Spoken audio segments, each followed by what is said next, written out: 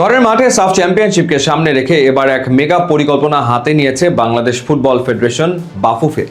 সেপ্টেম্বরে ফিফা উইন্ডোতে নাকি একসাথে 4টা আন্তর্জাতিক প্রীতি ম্যাচ খেলার পরিকল্পনা করছে লাল সবুজের দল।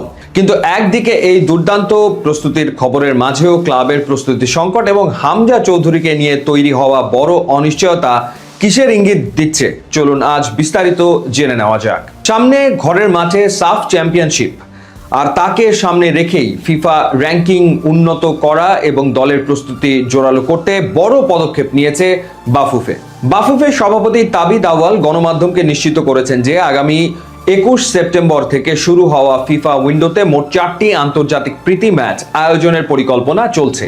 এই উইন্ডো শুরুর আগে জাতীয় দলের জন্য একটি 10 দিনের বিশেষ প্রস্তুতি ক্যাম্পেরও পরিকল্পনা করছে বাফুফে, যা দলের বোঝাপড়া বাড়াতে দারুণ ভূমিকা রাখবে। তবে জাতীয় দলের এই সুদূর প্রসারী পরিকল্পনার পথে বড় এক কাঁটা হয়ে দাঁড়িয়েছে দেশের ক্লাব ফুটবলের বর্তমান পরিস্থিতি। আগামী 21 অগাস্ট চ্যালেঞ্জ কাপ দিয়ে নতুন মৌসুম শুরুর কথা থাকলেও জাতীয় দলের সিংহভাগ ফুটবলার যে দুই ক্লাব বসুন্ধরা কিংস ও আবাহনী লিমিটেডে খেলেন, তারা এখনো ঠিকমতো প্রাক মৌসুম অনুশীলনই শুরু করতে পারেনি। ফিফার আরোপিত নিবন্ধন নিষেধাজ্ঞা এবং দল গঠনে ব্যস্ততার কারণে ক্লাবগুলোর এই ধীর গতি জাতীয় দলের ফুটবলারদের ফিটনেস নিয়ে মারাত্মক উদ্বেগ তৈরি করেছে। যদিও বাফুফে জানিয়েছে তারা শুধু ক্লাবগুলোর ওপর নির্ভর না করে নিজেরাই খেলোয়াড়দের চোট, খাদ্যাভ্যাস ও ফিটনেস নিয়মিত পর্যবেক্ষণ করছে। আগামী 4 থেকে 17 নভেম্বর ঢাকায় অনুষ্ঠিত হবে দক্ষিণ এশিয়ার মর্যাদাপূর্ণ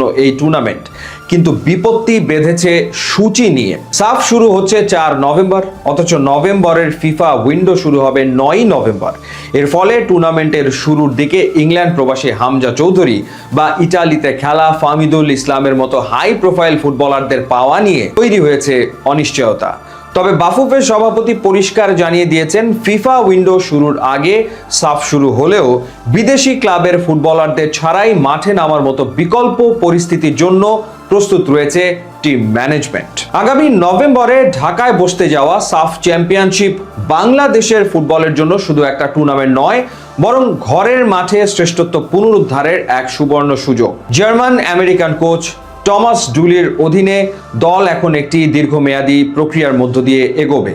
সেপ্টেম্বরের 4 প্রীতি ম্যাচ এবং নভেম্বরের শুরুর 2 সপ্তাহের ক্যাম্প, এই 2 ধাপের প্রস্তুতি মিলিয়ে কোচ ডুলি এমন একটি ভারসাম্যপূর্ণ স্কোয়াড দাঁড় করাতে চান যারা ঘরের মাঠের চেনা দর্শকদের সামনে যে কোনো প্রতিপক্ষকে বড় চ্যালেঞ্জ ছুড়ে দিতে পারবে।